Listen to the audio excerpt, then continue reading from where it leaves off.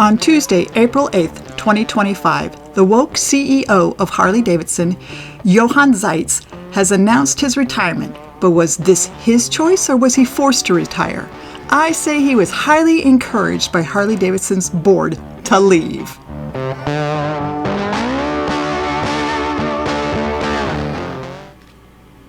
Hello and welcome to Road Rush Nation. I'm Terry, your host here, and thank you so much for stopping by the channel. If you're a member of the nation, thank you. And if you'd like to be a member of the nation, it's free. All you need to do is hit that subscribe button and don't forget to hit the bell. So yes, you heard me right. The current CEO, Jochen Zeitz, is leaving Harley. Zeitz will stay on with Harley until the board of directors finds his replacement. But officially, he's gone. But this comes as good news to many Harley enthusiasts. Zeitz has been the CEO over the last 5 not-so-great years for the company. Zeitz and Harley has taken some big hits to its image and financially in the last few years. There was the huge social media campaign against what is viewed as woke policies that Harley took, but then they reversed. But the real issues have been the financial hits Harley has endured under Zeitz. Zeitz was the former CEO of sporting goods manufacturer Puma and replaced Harley CEO Matt Lavich in February of 2020. Zeitz was also named a board chairman. Zeitz is known for being a turnaround expert. In the 1990s, he transformed near bankrupt Puma into one of the world's leading sports brands. And he had been with the Harley Davidson as a board member since 2007, which gave him insight into the company's operation. It was early 2020, and the company was in trouble.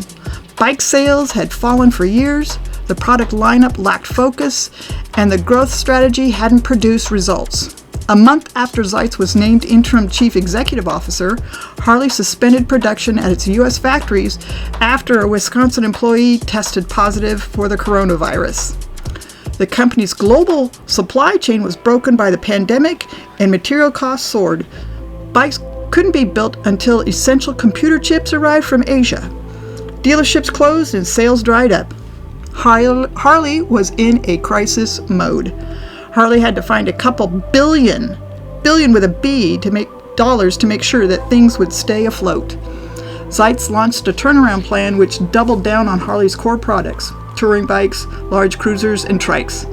He pulled Harley out of weak markets, put low-profit bike models into storage, and slaughtered dealerships. The closing of dealerships hasn't stopped. More and more are closing due to a combination of factors from economic issues, interest rates, and consumer confidence.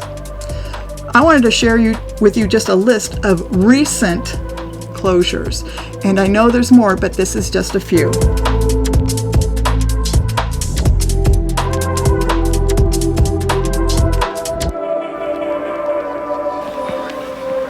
Then there was the PR nightmare viewed as an attack on American jobs when Harley announced last summer it was moving more motorcycle production to Thailand, angering the union workforce in Wisconsin and Pennsylvania.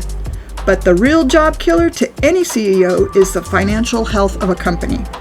In February, Harley reported a fourth quarter 2024 loss of $117 million as its motorcycle revenue fell sharply and its live wire electric bikes continued to lose millions.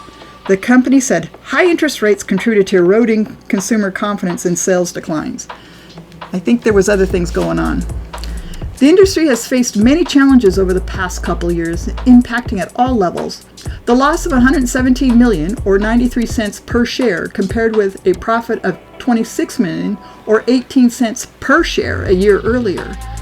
The company had $688 million in revenue in the recent quarter, down 35% from the year ago quarter.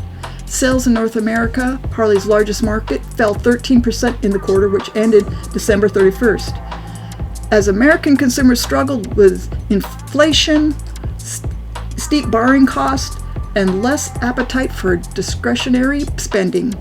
For the full year 2024, Harley said it had a profit of $455 million, down 36% from 2023. The future of Harley is going to be rocky, and Zeitz isn't leaving it in a good position. The key to Harley's future will be who the board decides to hire as the next CEO. They will have a mess to clean up, and it will need to be someone with a vision for the future. I never thought Zeitz was a good fit for Harley. He never understood the brand and what the Harley enthusiast is looking for. And many manufacturers are missing the understanding of what riding is all about. It's not about computer technology that will shut your bike off at 70 miles an hour because it can't get a good code, or just give a black screen because the computer can't deal with heat or rain, or just because there was bad programming. We need a bike that is just about riding and freedom to escape all the BS in our lives. That's my thoughts on Zeitz leaving and the situation Harley's in. It's going to be rocky for a while. Thanks so much for stopping by the channel, and again, thanks to the members of the nation. If you'd like to be a member of the nation, it's free. All you need to do is hit that subscribe button, and don't forget to hit the bell so you don't miss out on any upcoming episodes. Ride safe, and I hope to catch you on the highways.